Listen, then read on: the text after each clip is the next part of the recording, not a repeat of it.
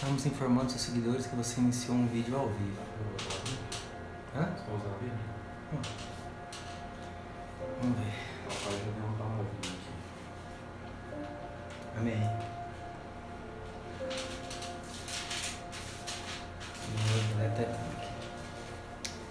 E aí, galera? Boa noite. Vocês estão me ouvindo? Só fala um ok aí, se tá dando pra escutar de boa. Vocês estão me vendo aqui? Tá de boa? Ah, coisa boa, cara. Esperar só um minutinho pra gente já começar. Beleza? Olha só, todo mundo tá aí. Jorginho, Luizinho. Deus abençoe meus irmãos. Natália. Ei, Rodriguinho, cara. Te amo, meu irmão. Meu amigo Popinha. Te amo, meu querido. O Ender, meu irmãozinho querido. Aureliano, grande abraço, meu irmão. Deus abençoe. Coisa boa, cara. Tamo junto. Maurinho, cara, quanto tempo, meu irmão. Coisa boa. Tamo junto. Bom demais. O som tá ok, né? Beleza. Então vamos lá. Joãozinho, te amo. Grande Mário Filho, meu irmão querido. Deus abençoe, viu? Diretamente dos States. Coisa boa. Vamos lá. Então, boa noite, galera. Tô muito feliz de estar aqui. Vocês não têm noção, tanto que eu estava ansioso para mim fazer essa live. Desde ontem, essa noite, na verdade, eu não consegui dormir, pensando no que eu ia falar. Na verdade, eu já dei esse testemunho diversas vezes, né? Mas sempre cada um é diferente do outro, né? E eu não preparei nada, na verdade. Eu vou deixar o Espírito Santo falar. Amém? E então é isso.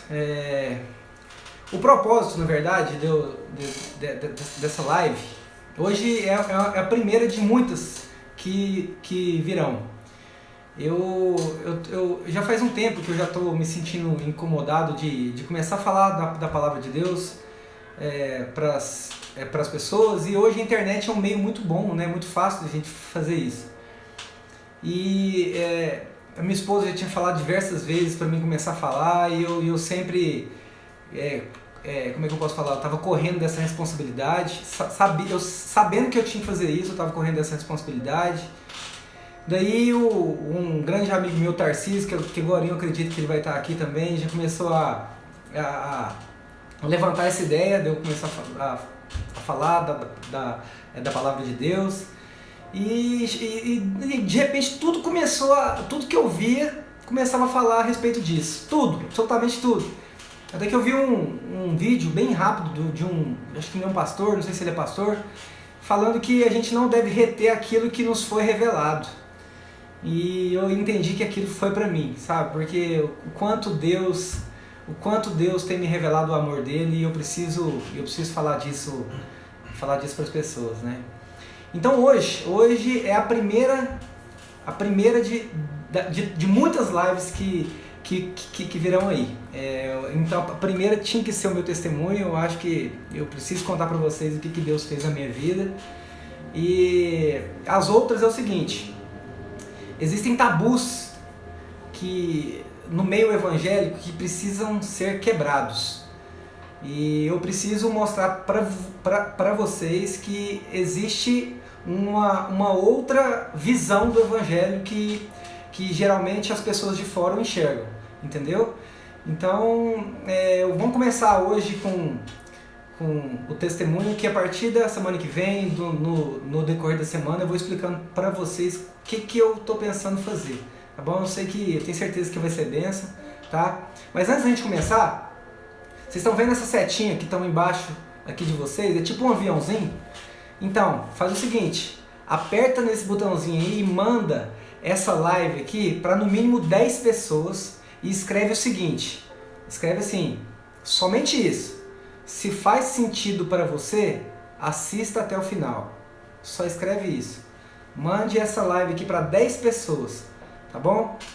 Porque eu creio que através do meu testemunho eu sei que Deus vai alcançar muitas vidas, porque o que Deus fez na minha vida foi realmente um milagre, tá bom? Eu sei que tem muita gente falando aqui nos comentários. No finalzinho, quando eu acabar de dar meu testemunho aqui, eu vou abrir para algumas perguntas, eu vou responder. Mas desde já eu agradeço a todos, amo vocês de coração, a todos que me ajudaram a divulgar durante essa semana.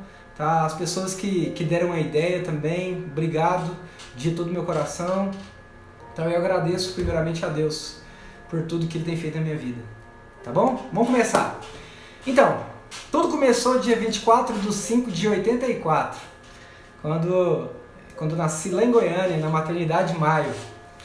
E eu morei por volta de um ano e pouco em Goiânia, bebê, e logo fui para Santa Helena. A gente foi morar em Santa Helena de Goiás. E lá em Santa Helena eu vivi grande parte da minha vida, até mais ou menos uns... vamos colocar uns 18 anos, porque eu saí, voltei algumas vezes, mas eu fiquei muito tempo lá. E quando eu mudei ali para Santa Helena, meu pai tinha um posto de gasolina. A vida inteira, quando a gente morou em Santa Helena, a gente mexia com posto de gasolina. E a minha infância, eu passei grande parte da minha infância na usina. Lá em Santa Helena, do lado tem uma usina, que é a usina Santa Helena. E meu avô era diretor lá, então, e lá tem uma colônia. Então eu cresci ali, né, jogando bola com os meninos ali daquela colônia, meninos eram crianças muito humildes, né, mas assim, eu aprendi muito com essas crianças, aprendi a dar valor ao ser humano desde cedo, tive uma infância maravilhosa, peraí que tá falando que eu tenho que aumentar o meu volume, né? Acho que tá baixo. Então vamos lá, vou só ajeitar aqui.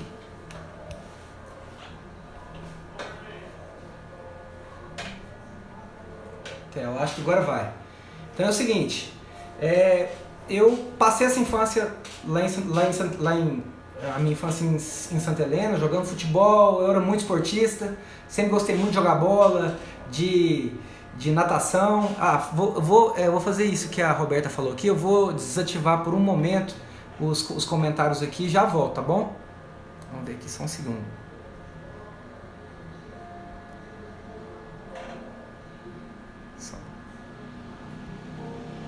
Pronto, acho que agora foi.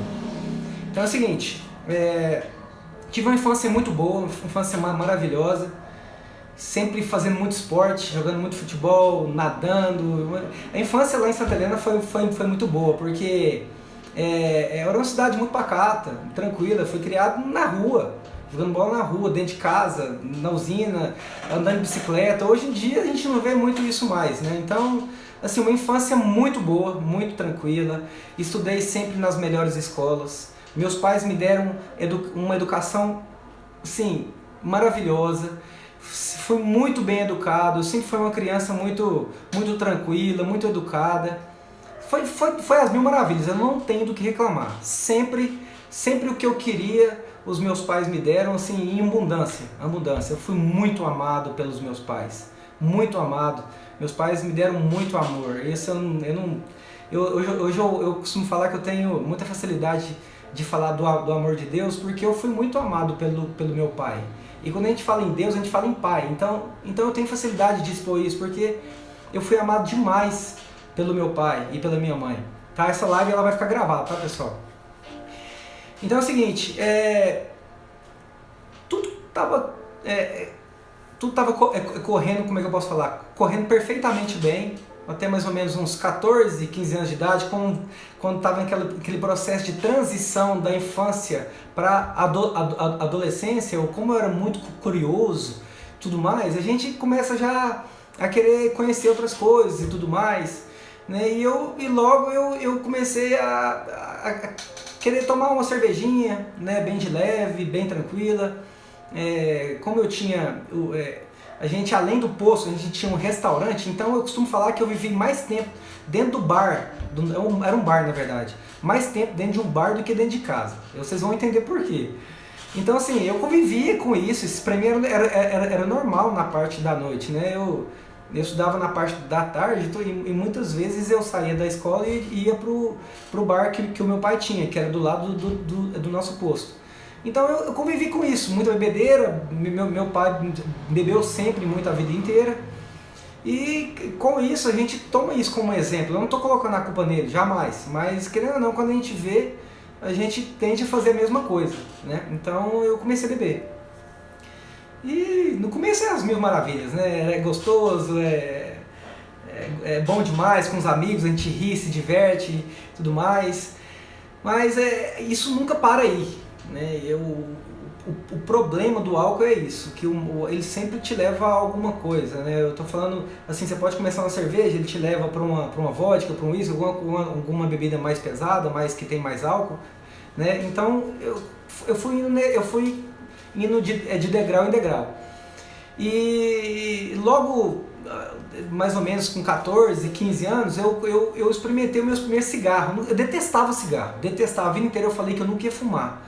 Mas como meus amigos que andavam comigo já também, por curiosidade, começavam a fumar para fazer graça, a gente vai, fuma um cigarrinho, fuma outro cigarrinho, de repente a gente começa a fumar e não vê. Né? Que lá se torna um hábito na nossa vida. Eu me lembro de um fato muito legal. Eu e meus primos lá em Goiânia, a gente tinha 14 anos de idade, eu lembro certinho disso. A gente ia numa boate lá na T9 chamada Casa Nostra. E tinha uma noite lá que chamava Ladies Night, que era a última quinta-feira do mês, onde as mulheres entravam primeiro de graça, bebiam por conta e depois os homens entravam 1h da manhã. Eu lembro que foi a primeira vez que eu entrei numa boate, eu tinha 14 anos, e nessa boate, assim, aquela loucura, eu tinha 14 anos, só pra vocês terem noção. E eu lembro que nessa noite eu fumei uma carteira de cigarro de Hollywood Menta, eu nunca esqueço disso. Então foi assim, foi indo, foi evoluindo. Logo eu comecei a cheirar lança-perfume, porque a gente vai na festa, lança-perfume antigamente era baratíssimo, né? Era uma coisa assim, achava, hoje eu acredito que é fácil de achar ainda, eu não sei como isso está hoje, mas naquela época também era fácil. Então a gente começa a cheirar lança-perfume, daqui vai um pouquinho para lá, um pouquinho para cá e você vai caminhando nisso aí. E o mais interessante disso é que eu nunca pensei na minha vida, na minha infância, que eu iria beber, ou que eu iria fumar, que eu iria fazer alguma coisa assim. Nunca. Como eu era muito esportista, jogava muita bola, eu nadava muito bem, eu sempre fiz muito esporte. Lá em casa era um sobrado, e na parte de baixo era tipo uma quadra de futebol. Então eu jogava bola todo dia. Eu nunca pensei nisso. O meu sonho era ser jogador de futebol. Tanto é que eu lembro quando eu fui do prézinho para a primeira série a gente estava na nossa formatura, vamos dizer assim, do prézinho para a primeira série, me perguntaram: o que você quer ser? Eu fui o único que levantei a mão e falei: eu quero ser jogador de futebol. Todo mundo queria ser médico, advogado, né? Eu queria ser jogador de futebol. Mas eu nunca pensei, por uma ironia do destino, isso veio acontecer. Até que com 16 anos de idade, eu estava voltando de uma festa, lá de uma festa lá em Santa Helena, e como a gente não tinha carona para voltar, eu peguei carona, tinha 7 pessoas dentro do carro. E na volta, esses amigos, né, que estavam no carro, pararam para fumar maconha. Eu nunca tinha visto maconha na minha vida. E eles pararam, fizeram uma roda e a gente ficou no meio da roda. E acenderam o cigarro, começaram a fumar, foi passando, chegou na minha vez. E pra mim não dar uma de caretão, de bobão, peguei e fumei. Essa foi a primeira vez que eu fumei um cigarro de maconha na minha vida. Por pura curiosidade, por uma... Tipo assim, sabe quando você tava no lugar errado, na hora errada? Pois é, esse era eu. Mas aconteceu. Não vou falar que foi ruim, porque foi bom, porque nós rimos pra caramba, eu lembro certinho, voltei no porta-malas do carro com 3 amigos meus, rindo demais e tudo mais, fomos pra um pit dog depois, e lá a gente comeu até laricado, tudo. Mas assim, foi gostoso, né? Então assim, se a primeira experiência foi boa, então você vai repetir. Eu costumo falar pra ninguém experimentar a droga, porque se você experimentou alguma vez, você vai pra segunda. Não existe a pessoa que usa a droga só uma vez e nunca mais usa. Não existe. Se alguém falar isso pra você, é mentira. Eu sei disso, eu vivi isso. Tá? Se você experimentou, você vai usar de novo, porque é bom. Tá? Mas É bom na hora, depois você vai saber o que vai acontecer. É o seguinte, aí comecei a fumar maconha e logo eu formei de no terceiro ano, prestei vestibular em Ribeirão Preto e fui para Ribeirão Preto. Quando eu fui para Ribeirão Preto, aí o bicho pegou. Eu me lembro que no primeiro dia que eu cheguei lá em Ribeirão Preto, eu morava eu mais cinco amigos, né? Todos falavam, todos faziam odonto e eu fazia direito. E as minhas aulas eram das 7 da manhã às 11. Então eu estudava 4 horas, ficava o dia inteiro à toa, fazendo nada. Então o que eu ia ficar fazendo o dia inteiro? Fumar maconha. Eu me lembro do primeiro dia que eu cheguei lá, um amigo meu que morava comigo me levou para a casa de outro amigo dele, um cara, um playboyzinho, vamos dizer assim, de lá, muito rico, cara, e o cara gostava demais de fumar. Nesse dia, nós fumamos 4 cigarros de maconha, um atrás do outro, desse tamanho, 4 bombas, o que a gente costuma falar, né? E assim, eu me lembro, quando eu voltei para casa, eu coloquei a cabeça no travesseiro e falei, meu Deus do céu, onde é que eu fui entrar? Eu já queria voltar embora, eu já queria voltar pra casa já. Eu falei, meu Deus, eu não sei o que vai acontecer comigo aqui. Se no primeiro dia eu já fumei 4 cigarros de maconha, imagina o que vai ser aqui.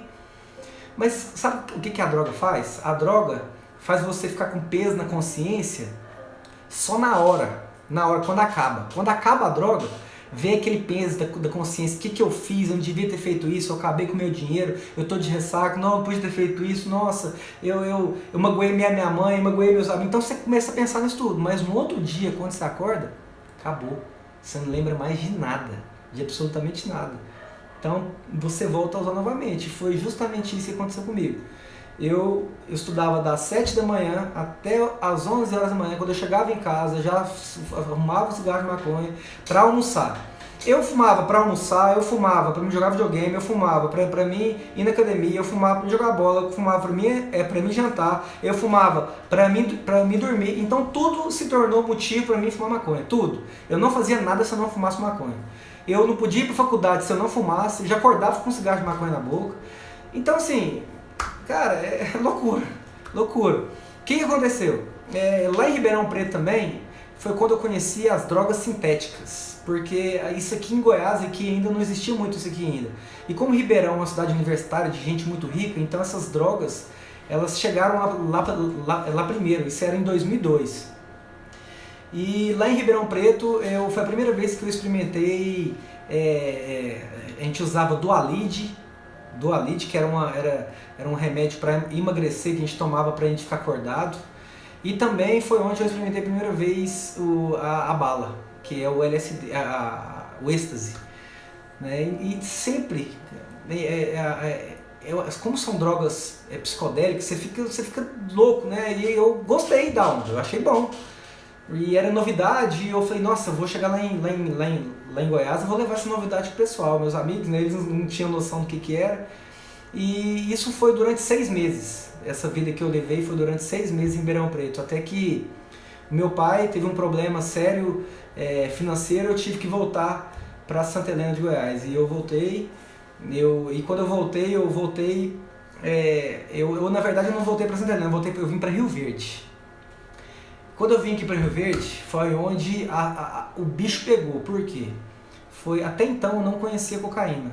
Quando eu vim aqui para Rio Verde foi quando eu conheci a cocaína. Eu tinha 18 anos. No começo dos 18 anos de idade eu conheci a cocaína. E quando eu conheci a cocaína, foi amor à primeira vista. Quando eu cheguei aqui, eu me lembro que eu morava na casa do Borba, acho que muitos de vocês aqui vão conhecer o Borba. E o Borba é muito conhecido aqui em Rio Verde, ele me apresentou muita gente, um cara que eu prezo muito, um grande amigo. E então eu conheci muita gente aqui em Rio Verde. E conhecendo muita gente, conheci também traficantes, conheci muita gente.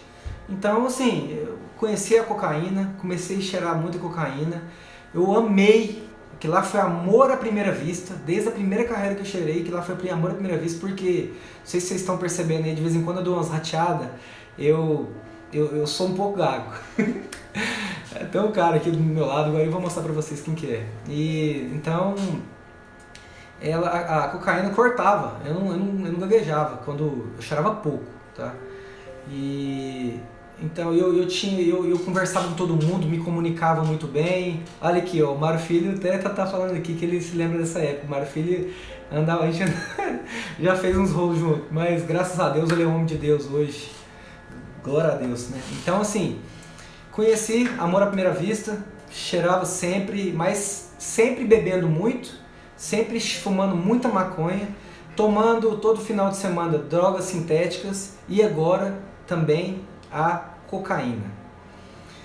E isso foi diariamente. A cocaína e droga sintética era mais final de semana, agora a maconha era diariamente. Eu não fumava um cigarro de maconha por dia, eu fumava de 5 para cima. E quem fuma maconha sabe o que eu estou falando. Então, foi desse jeito. Até que em 2006, nesse período de tempo, de 2002, 2006, eu voltei para Santa Helena, eu parei a faculdade por um tempo, tá? Eu comecei a fazer faculdade, eu tranquei a faculdade, fiz 2 anos e meio de Direito, voltei lá para Santa Helena.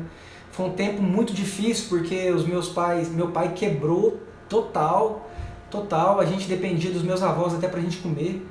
E foi um período muito difícil, e pra mim tampar essa dor minha, o que eu fazia? Eu usava droga. Eu não tinha nem dinheiro para comprar, mas amigos me patrocinavam. Então, assim, foi um período muito difícil. Foi quando a minha mãe já descobriu que eu já estava usando droga. Eu me lembro de um fato muito triste que aconteceu, quando eu tava na onda da cocaína. Eu cheguei em casa e minha irmã falou que eu lembro certinho, ela falou: você cheirou cocaína, você é um cheirador de cocaína, e um cheirador de pó, falou desse jeito. E eu perdi o controle, dei um tapa na cara da minha irmã na frente da minha mãe, falei que ela estava mentindo. Foi uma coisa muito triste, isso não sai da minha mente. Eu já pedi perdão para ela, ela me perdoou, graças a Deus. E o que aconteceu? Mas logo em 2016, meu pai conseguiu uma guinada de vida, graças a Deus, e a gente veio para Rio Verde e nós compramos o Kizar. Eu lembro certinho, nós inauguramos o Kizar dia 30 de janeiro de 2006. E quando nós viemos aqui para o Kizar, como a gente toma conta de restaurante, e a gente trabalhava de segunda a segunda, o Kizar nessa época não fechava, então bebia todo dia, e aqui o acesso à droga aqui em Rio Verde é muito fácil. E como a gente era dono do Kizar, era um restaurante onde todo mundo frequentava, durante muito tempo foi o melhor restaurante da cidade, muita gente ia lá, então eu passei a conhecer muito mais gente, inclusive muitos traficantes frequentavam meu bar, e eu trocava droga por bebida, eu pagava a conta deles. Então assim, eu me tornei alcoólatra, bebia todos os dias, tá? O uso de cocaína aumentou muito, porque eu não tinha dinheiro, agora eu passei a ter dinheiro. Querendo ou não, as mulheres me olhavam com outros olhos, afinal eu era dono do bar, do melhor bar da cidade, eu era o Robertinho do Kizar. Então assim, a minha vida se resumia ao quê? Sexo, drogas e rock and roll. Eu estava envolvido em todo tipo de orgia que vocês puderem imaginar. Quando eu falo todo tipo, é todo tipo, tá? Eu não vou nem falar o que é, mas tá na imaginação de vocês, todo tipo de orgia que vocês puderem imaginar. Assim, eu não tenho nenhuma, eu não me alegro de falar disso, porque muita gente de fora fala pra mim: nossa, cara, mas você pegou as mulheres tudo. Cara, eu não me glorio disso de maneira nenhuma. Eu me relacionei com mulheres maravilhosas, mas eu defraudei muitas mulheres também, e foi num período muito difícil que eu passei. E cada vez mais que isso acontecia na minha vida, ia criando um vazio dentro de mim, um vazio tão grande que eu não sabia o que era. E quanto mais esse vazio aumentava dentro de mim, mais eu me afundava nas drogas, tentando preencher esse vazio. Mas existe um homem chamado Blaise Pascal, e ele falava o seguinte: Blaise Pascal, ele foi um teólogo, um físico do século XVII. Ele dizia o seguinte, do século XVIII, se eu não me engano. Ele falava que existe dentro do homem um vazio do tamanho de Deus. Logo, esse vazio só pode ser preenchido com Deus. E eu não sabia disso. Eu preenchia com drogas. E o que aconteceu? me deu síndrome do pânico por causa do uso constante, do uso excessivo de drogas. E eu fui no psiquiatra, o psiquiatra falou que eu tinha que largar tudo, inclusive do cigarro, a bebida, tudo, tinha que largar tudo. Tinha que mudar completamente a minha vida. E quando eu recebi essa notícia, eu entrei em depressão, porque como que eu ia mudar minha vida sendo dono de um bar, sendo dono do bar mais famoso da cidade, tendo que trabalhar lá? Para mim foi muito difícil. Então eu não aceitei isso no começo, me deu uma depressão muito, muito forte, e eu entrei nesse tratamento. Eu fiquei em tratamento durante mais ou menos uns 8, 9 meses limpo, e foi bênção demais. Eu fiquei muito bem, eu voltei a fazer esportes e tudo mais, que coisa que eu não fazia mais. Mas o que aconteceu? Eu fui liberado, acabou o tratamento, eu caí. E quando eu caí, o que aconteceu? A síndrome voltou. Voltou e voltou 10 vezes pior. Voltou de uma maneira assim que, quando dava síndrome do pânico em mim, a vontade que eu tinha era dar um tiro na minha cabeça e acabar com essa dor que eu estava sentindo, porque era extremamente terrível, era terrível. Sensação de morte. Quem já teve síndrome do pânico ou tem, sabe exatamente o que eu estou falando. É síndrome de morte, é vontade de morrer, é extremamente, é a pior coisa do mundo, a pior coisa que uma pessoa pode sentir, não desejo isso para ninguém. Voltei para o meu tratamento, fiquei durante 6 meses no tratamento de novo, fiquei bem, tranquilo, limpo, mas o que aconteceu? Eu caí novamente, sempre com a cocaína, sempre. Quando eu caí com a cocaína dessa vez, eu descobri que existia um remédio, e esse remédio se chamava Rivotril. Esse remédio é um ansiolítico que tira a ansiedade. E o síndrome do pânico nada mais é do que um distúrbio de ansiedade. Então, quando eu usava droga, me dava a síndrome do pânico, o que eu fazia? Eu tomava muito Rivotril, eu tomava doses cavalares de Rivotril para que tirasse a minha ansiedade. Então, eu poderia usar a droga e também tomar o Rivotril, que eu ficava tranquilo.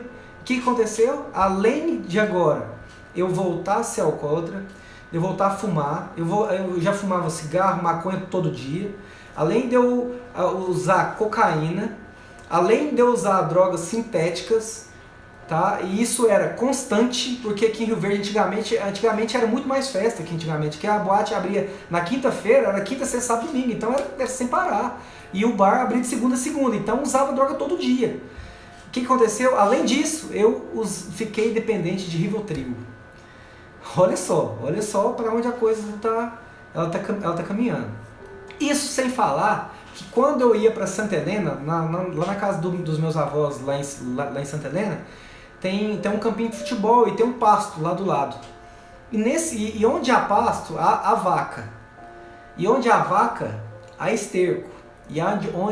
Onde há esterco, há cogumelo. E onde há cogumelo, há chá de cogumelo. E quantas vezes eu já fui lá para casa da minha avó, lá em Santa Helena, para mim jogar futebol, acabar o futebol, a gente ia pro pasto para colher cogumelo, para chegar aqui em Rio Verde ou lá em Santa Helena mesmo, fazer chá de cogumelo, para tomar chá de cogumelo. Quantas vezes eu fiz isso? Para vocês verem a que ponto que as coisas vão caminhando. Porque a droga é assim, ela começa uma cervejinha mesmo, e acha que tá tudo bem quando você vê.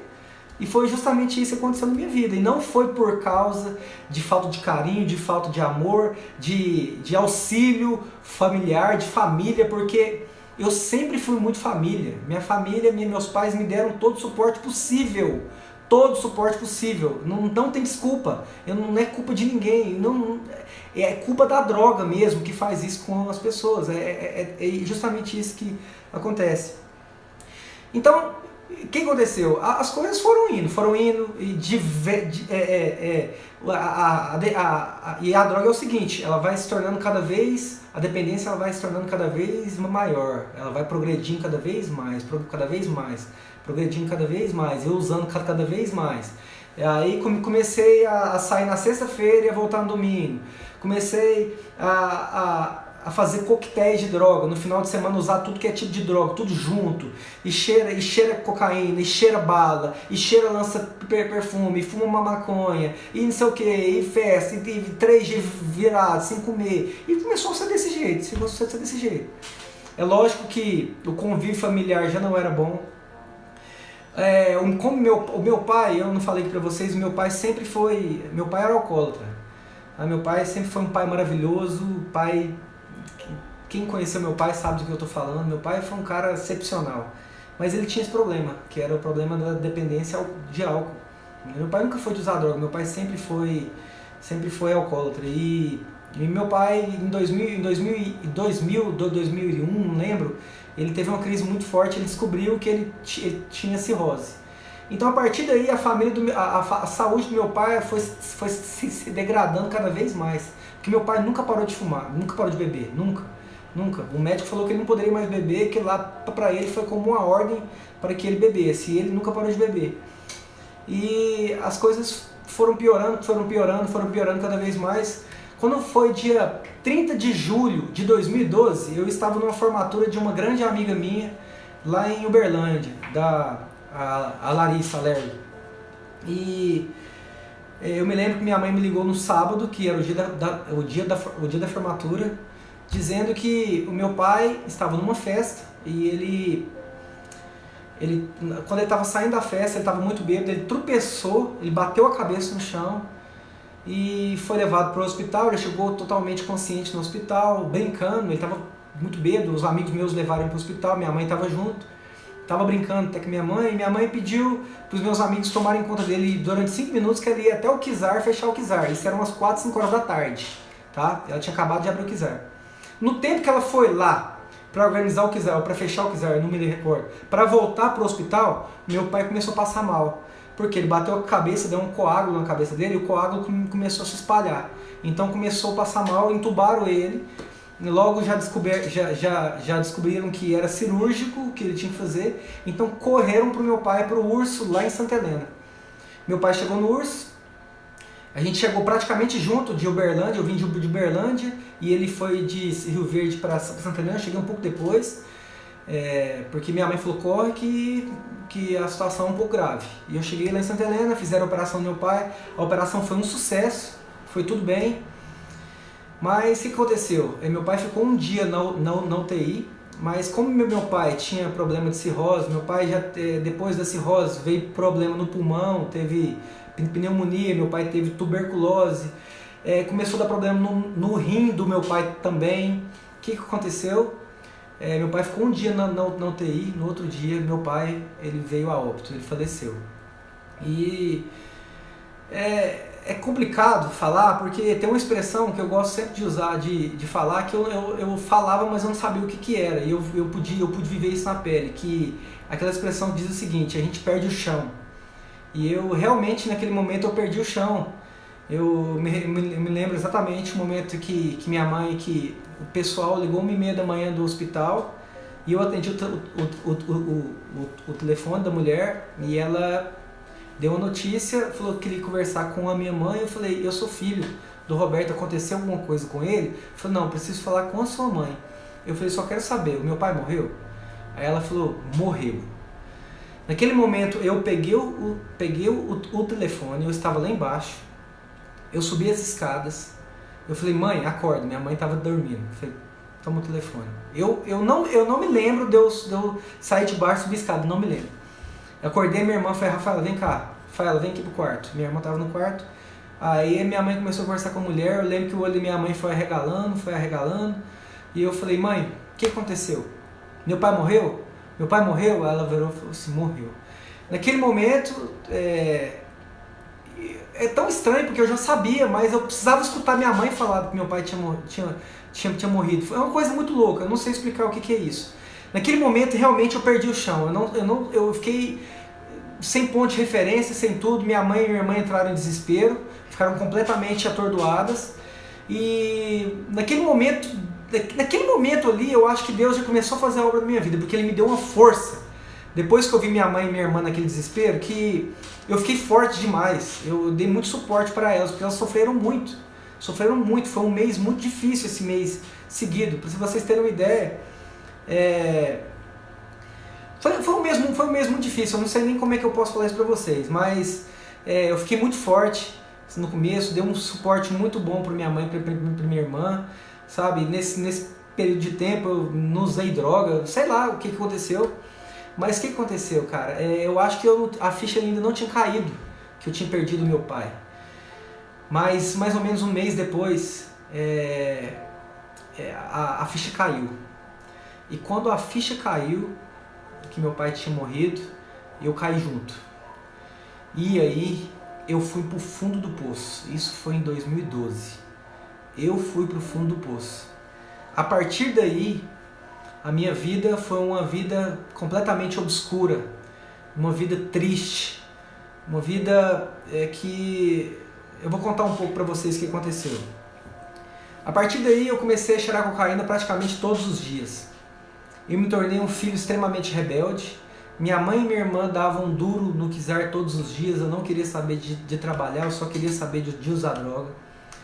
Eu me trancava no meu quarto na sexta-feira, cheio de dólar de cocaína na minha mão. Eu me trancava no quarto, só saía do quarto na segunda-feira, ficava cheirando cocaína dia e noite dentro do meu quarto, trancado dentro do meu quarto, e lá dentro do meu quarto eu tive os piores momentos da minha vida, porque lá dentro do meu quarto eu via tudo que é tipo de vulto que você puder imaginar, eu via cobra andando no chão do meu quarto, eu via escorpião andando em cima de mim. Eu ficava a noite inteira olhando pelo buraco da fechadura do meu quarto, esperando que alguém entrasse dentro do meu quarto para me ver naquela situação. Sendo que quem tinha a chave do meu quarto era eu, era a única chave. Eu achava, a minha ideia era que alguém tinha uma chave mestra que abria todas as portas e ia abrir e me ver naquela situação. Eu me tornei uma pessoa extremamente paranoica, eu ficava vigiando a noite inteira. Se não era no buraco da porta, da fechadura, era embaixo da porta, sempre esperando alguém abrir a porta. Para mim não ter que sair do meu quarto, para que minha mãe não me visse naquela situação, porque o meu quarto era em frente ao quarto da minha mãe, sabe o que eu fazia? Eu urinava dentro do meu quarto. Porque o banheiro era na parte de fora. Eu me tornei um porco, eu me tornei um lixo. Assim, eu fico até com vergonha de falar isso, mas foi justamente isso que aconteceu. E não foi só uma vez, foram várias vezes. Meu quarto virou um chiqueiro, meu quarto era um chiqueiro. E nisso, os meus amigos começaram a se afastar de mim, não queriam mais tanto a minha presença, porque eu não podia tomar um golinho de cerveja que eu já queria usar a cocaína. Era uma coisa assim, extremamente triste. Era um gatilho que eu usava, eu tomava um golinho para mim usar cocaína e eu ficava paranoico, começava a vigiar. Eu tenho certeza que tem gente aqui que está me assistindo que estava comigo, que via a minha situação, era deplorável. Eu recebia até o apelido de guardinha, porque os caras me levavam e eu ficava vigiando a casa a noite inteira, era a noite inteira. E nisso, quando eu não me trancava dentro do meu quarto, eu saía na quinta, na sexta-feira de casa, eu voltava só na segunda-feira, desligava o meu celular, minha mãe e minha irmã não sabiam onde eu estava, ficavam extremamente preocupadas comigo, não sabiam o que podia acontecer, né? Era uma coisa, era triste demais, muito triste, e eu, extremamente depressivo já nessa época, eu comecei a perder tudo, todo carro que eu pegava eu batia, tudo na minha vida começou a dar errado, meus amigos começaram a se afastar de mim, já não tinha o convívio familiar, era só briga, eu só sabia gritar e xingar e brigar e falar mal dos outros, era só isso, eu era extremamente mentiroso, sem caráter, era uma pessoa, eu não era um bom amigo para ninguém, eu era uma má influência para todo mundo, eu era uma má influência, minha mãe, ela ficava chateada com os meus amigos, mas a má influência era eu que fazia eles usar, não eram eles que faziam usar, era eu que fazia eles usarem drogas. Então assim, eu me tornei uma pessoa extremamente deplorável, vamos dizer assim. E o que aconteceu? E nisso, sempre, todos os dias bebendo, todos os dias fumando e também agora todos os dias cheirando cocaína. Até que chegou um ponto que meu dinheiro acabou. Meu dinheiro acabou. Eu comecei a roubar dinheiro da minha mãe dentro o dinheiro que ela trazia do Kizar. Eu sempre descobria onde ela colocava esse dinheiro. Ela sempre escondia em algum lugar, dentro de alguma blusa, dentro de alguma coisa. E eu farejava aquele guarda-roupa todo até eu achar o dinheiro. E eu sempre pegava o dinheiro para me comprar cocaína. Comecei a roubar, simplesmente. Comecei a roubar dentro de casa. Tá? Nunca roubei fora, não cheguei a esse ponto, mas comecei a roubar dentro de casa. E extremamente depressivo, sempre é tão louco, a droga é tão louca que eu não queria usar. Eu via a situação que eu tava, eu fazia de tudo para mim sair, eu não conseguia. Isso, a minha dependência da cocaína começou quando eu tinha 18 anos e foi até 31 anos. Foram 13 anos de dependência de cocaína. De dependência de drogas foi desde os 15. Vamos dizer que eu usei 16 anos de droga. E eu sempre quis sair disso. Eu sempre achei que eu estava no controle, mas eu nunca estava no controle. Eu lembro muito de uma música do Charlie Brown Jr. que falava o seguinte: parecia inofensiva, mas te dominou. E era justamente isso. Parecia inofensiva para mim, mas ela já tinha me dominado há muito tempo. Eu estava completamente dominado pela droga. Eu me lembro que eu saía para me buscar cocaína e eu ia chorando porque eu não queria aquilo, que eu sabia como eu ia ficar depois, eu sabia como eu ia sofrer depois com aquilo. Eu lembro que eu pegava cocaína, eu chorava para Deus, eu esticava a cocaína, na hora que eu dava o primeiro tiro, que a gente fala, a expressão que a gente usa, né? E depois que eu dava uma relaxada, que parecia que a minha tensão dava uma acalmada. Mas eu era, o jeito que eu usava, eu era extremamente compulsivo. Tem gente que sabe usar droga, é impressionante. Mas eu nunca soube usar, eu sempre gostei de muito, o meu era excesso. Quanto mais tivesse era bem melhor, eu não gostava de pouco, eu gostava de muito. Então logo eu começava a cheirar muito, eu já começava a vigiar, já começava a ficar louco, vigiando, e foi isso, minha vida foi isso durante 3 anos, cheirando cocaína todos os dias.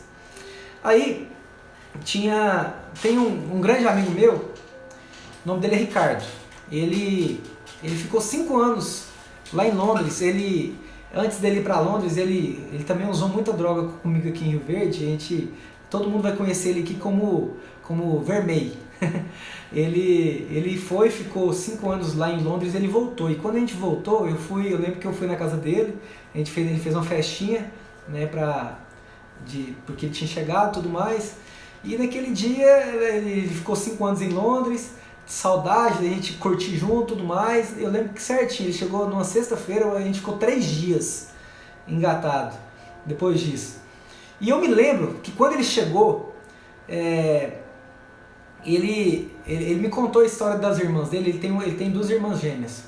E ele me contou que as irmãs deles estavam fazendo parte de uma igreja e que elas tinham participado de um encontro e tudo mais, e as irmãs dele convidaram ele para ir no encontro, e ele me convidou: vamos comigo? Eu falei: vamos, claro, vamos comigo, vamos lá. E ele falou para mim o seguinte: fazia 1 mês para o encontro ia ser um mês depois. Ele falou o seguinte: mano, nós vamos usar durante 1 mês, mas depois a gente vai no encontro, a gente vai parar de usar. Eu falei: beleza. Dentro de mim era o que eu queria, mas ao mesmo tempo eu não queria. Eu não queria parar com aquilo, porque a dependência, a minha vontade do Roberto Filho era: não, é isso mesmo, eu tenho que parar de usar droga. Mas a dependência falava: não, você vai usar. Então ficava esse dilema todo. E eu combinei com ele da gente fazer parte desse encontro. E eu me lembro que foi um mês usando droga todo dia, em excesso, muita droga. Eu acho que todo o dinheiro que ele juntou durante esses 5 anos lá em Londres, ele acabou em 1 mês. E o que aconteceu? O Ricardo, eu lembro do último dia, um dia antes dele ir para o encontro, a gente ficou usando droga até mais ou menos umas 11 horas da manhã. Usando drogas até umas 11 horas da manhã. Eu lembro que a gente foi embora a pé para casa. A gente foi na República do amigo meu, foi embora a pé para casa. Daí, o que aconteceu? Ele falou pra mim, dorme, que na hora que chegar às 7h30 eu vou passar lá na sua casa e a gente vai pro encontro. Porque o encontro, a gente saía às 8 horas da noite daqui, lá da igreja, para ir para um recanto que tem aqui perto. Eu falei: combinado. Deu 7 horas da noite, a gente dormiu, né? Ou seja, dormiu entre aspas, né? Porque não dormia nada. Deu 7 horas, ele me ligou e falou, tô passando aí pra gente ir pro encontro. Eu falei, eu não vou. Ele falou, você vai? Eu falei, eu não vou. Ele falou, você vai, você combinou comigo. Eu falei, cara, eu não vou, tô morrendo de ressaca, não dormi nada, eu não vou, pode ir que eu não vou não. Ele falou, então beleza, eu tô indo agora e segunda-feira eu volto e a gente conversa. Eu venho aqui na sua casa e a gente conversa. Beleza. Deu segunda-feira, esse rapaz chegou lá em casa e para ele contar para mim o que tinha acontecido nesse encontro. E ele começou a contar e ele começou a chorar, o olho dele brilhava. E eu olhava para ele e falei, meu Deus, cara, o que fizeram com você? Fizeram uma lavagem cerebral com você, cara, você tá doido? O que aconteceu com você? Ele falou, não, meu irmão, não tem nada de lavagem cerebral, não. Isso aqui é o Espírito Santo de Deus. E um dia você vai conhecer ele. Ele falou pra mim de jeito. Eu falei, beleza, amém. Eu nem sabia o que era isso, foi tranquilo. O que aconteceu? A vida do Ricardo, desse momento até hoje, se transformou. O Ricardo era dependente químico, assim como eu. Ele largou tudo, ele foi completamente liberto, parou de fumar, parou de beber, parou de usar droga, parou com tudo. A vida dele começou a tudo dar certo, ele começou a trabalhar, começou a prosperar, começou a tudo dar certo na vida do Ricardo. Mas o que aconteceu? A minha amizade e a dele começou a distanciar. Por quê? Porque, cara, imagina só, um cara extremamente louco, dependente químico, maluco, e o outro era santo, puro, um cara estava sempre na presença de Deus. Que comunhão há entre essas duas pessoas? Não existe, não tem como. Eu não sabia como é que eu ia conversar com ele, o que eu ia falar para ele, eu tinha vergonha dele, a santidade dele me constrangia. Eu não sabia como me comunicar com ele, eu não sabia falar para ele a vida que eu estava vivendo. Eu não tinha papo com ele mais, a gente começou a se distanciar. Eu me afastei dele, mas ele não se afastou de mim. Ele sempre ia até minha casa, sempre ia para mim conversar comigo, mas o que eu fazia? Eu me escondia. A Bíblia diz que onde a luz chega, as trevas têm que bater em retirada. Então quando a luz, que era o Ricardo, chegava lá em casa, as trevas, aqui o Roberto, se escondia, me trancava no quarto. Eu me trancava dentro do meu quarto, ficava em silêncio. Ele subia a escada, a gente morava no sobrado, e ele batia na porta do quarto e falava, Beto, abre pra mim. E eu ficava em silêncio. Beto, abre pra mim, eu sei que você tá acordado, vamos conversar, meu irmão? Abre pra mim. E eu ficava em silêncio, eu não falava nada. De repente, esse cara, eu só escutava lá de fora, esse cara começava a orar pra mim lá de fora. Ele começava a falar o seguinte, pai, vai até ele neste momento, Senhor, e toca o coração dele, pai, como o Senhor tocou o meu coração. Dê a ele experiências sobrenaturais como o Senhor deu a mim. Revela o amor que o Senhor revelou no meu coração, revela a ele também. E a Bíblia diz que a palavra de Deus, ela é viva e eficaz. E ela é mais cortante do que uma espada de 2 gumes. E ela penetra ao ponto de dividir juntas e medulas, espírito e alma. E ela é apta para discernir os pensamentos e propósitos do coração. Aquela palavra, aquela oração dele, ela ia rasgando o meu coração de uma certa maneira que era Deus fazendo a obra. Deus estava começando a fazer a obra a partir daquele momento. O Ricardo, durante 2 anos, tudo que é oração que tinha na igreja, tudo que é jejum, tudo que envolvia algo para orar por alguém na igreja, o meu nome era o primeiro. Isso eu sei porque ele me provou, ele mostrou um tanto de papelzinho lá que ele colocava o meu nome como primeira lista. O Ricardo ficou 2 anos orando para mim diariamente. E o mais louco é que eu tentava correr desse Ricardo e eu tava andando na rua, de repente eu topava com ele. Diversas vezes isso aconteceu. Ele falou assim, tá correndo de mim, né? Tá correndo de mim, ele mandava mensagem, não respondia, eu lia, não respondia, mas eu topava com ele, cara. Era Deus mandando esse cara atrás de mim. E foi tão louco que o que aconteceu? Eu tô contando a vida do Ricardo por quê? Porque teve um dia que, durante esse período meu de decadência total, de fundo de poço, teve um dia que era um sábado, E por incrível que pareça, nesse sábado eu não estava usando droga. Eu tava com ressaca do dia anterior e tudo mais. Era mais ou menos 1h da manhã, eu estava assistindo televisão no meu quarto, minha mãe no quarto dela. E um amigo meu me ligou e falou: Robertinho, vem aqui no posto Chimarrão, eu tô com 2 meninas aqui, vamos trocar uma ideia aqui e tal, vamos tomar um aqui. E eu fui. E eu lembro que na hora que eu tava saindo, minha mãe me segurou e falou: meu filho, não vai não, por favor, fique comigo. Eu falei: mãe, já tô voltando. Isso era sábado, 1h da manhã. Eu voltei para casa no domingo, 4h da tarde, completamente transtornado. Eu fui parar numa festa, e lá nessa festa eu usei LSD, não sei o que eu usei, e depois eu saí dessa festa, fui para casa de uma república de um amigo, e lá eu comecei a cheirar cocaína, e eu cheguei lá em casa completamente transtornado, 4h da tarde, completamente louco. Eu fui direto pro meu quarto, de repente minha mãe entra no meu quarto chorando, aos prantos, e ela tremia tanto, e ela falava assim: da próxima vez que você chegar desse jeito aqui em casa, eu tô cansado disso, você não vai entrar mais dentro de casa. Eu tô cansado, eu não aguento mais de você falar que você vai parar e você nunca para. Quantas vezes eu já estive passando mal, eu estava passando mal dentro de casa, eu ia lá acordar minha mãe pedindo ajuda da minha mãe. Quantas vezes eu fiz isso? Minha mãe tá vendo aqui a live aqui, minha mãe pode falar quantas vezes eu acordei ela durante a noite para pedir ajuda, porque eu estava passando mal, achando que eu ia morrer. Foram mais de 100 vezes, eu tenho certeza, muito mais de 100 vezes. Então assim, naquele momento que eu vi minha mãe naquela situação, eu achei que naquele dia minha mãe ia morrer. Naquele dia eu achei que minha mãe ia infartar. E naquele dia eu fiz uma oração. Eu falei: Deus, eu nunca mais na minha vida vou deixar a minha mãe passar por isso. Eu nunca mais vou ser o responsável pelo choro dela. Nunca mais eu vou fazer isso na minha vida. E eu tô terminando aqui agora. Te amo, mãe. Você é minha vida. Fiz ela sofrer demais, cara. E minha mãe nunca desistiu de mim. Minha mãe, ela nunca desistiu. Minha mãe sempre acreditou que um dia eu ia conseguir vencer isso. E se não fosse ela, eu jamais estaria aqui hoje. Minha mãe, e o que aconteceu? Um dia depois, eu estava indo para a faculdade. No caminho da faculdade, eu tinha a casa do Ricardo. E não sei o que aconteceu, o volante virou e fez eu ir bater lá na casa dele. Lembro quando eu cheguei na porta da casa dele, a mãe dele estava chegando junto, e eu morrendo de vergonha, tava... a gente fica com vergonha, né, diante da situação que a gente está. E eu me lembro que a mãe dele chegou e falou: entra, Robertinho, entra aqui, o Ricardo tá aqui. Eu falei: não, tio, eu vou esperar aqui de fora.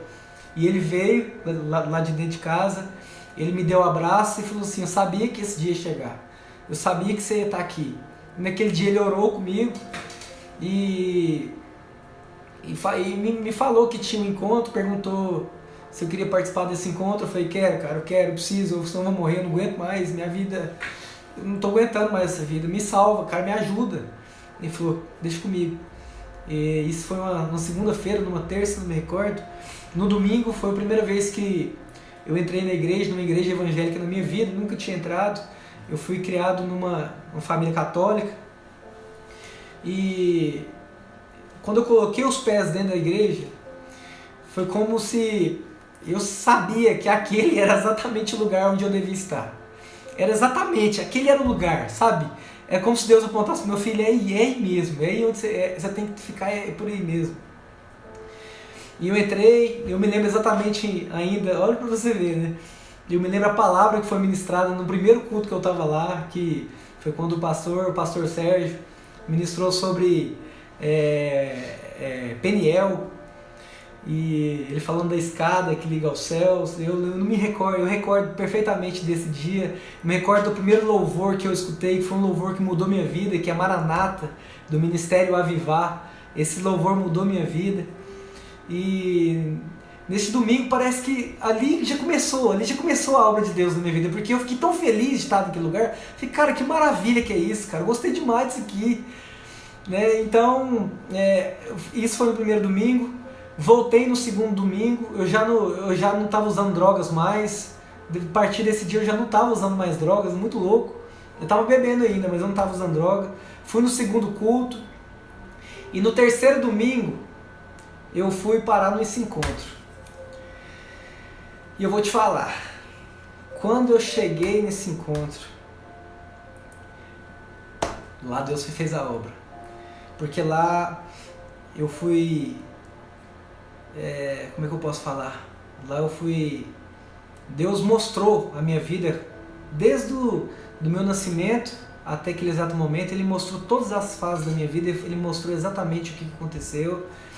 E nesse encontro, justamente hoje, na palavra que eu ministro do encontro, foi onde minha vida foi transformada.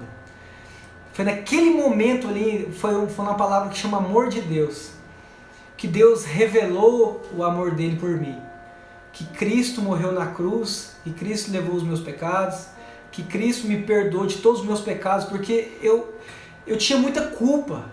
Eu pensava que eu nunca poderia ser perdoado por tanto de cagada que eu já havia feito na minha vida. Eu falei, não tem perdão pra mim, não tem. Porque eu tinha feito as piores coisas que uma pessoa pode ter feito. Eu andava na contramão de Deus. Mas lá eu tive a convicção de que Jesus, Ele veio ao mundo para levar toda a minha culpa, toda a minha vergonha, todo o meu medo. A Bíblia diz que o perfeito amor lança fora o medo. Esse amor foi revelado no meu coração e dia 12 agora de julho fez 4 anos que eu participei desse encontro com Deus. E nesse encontro com Deus a minha vida foi completamente transformada. A partir daquele dia eu nunca mais usei drogas.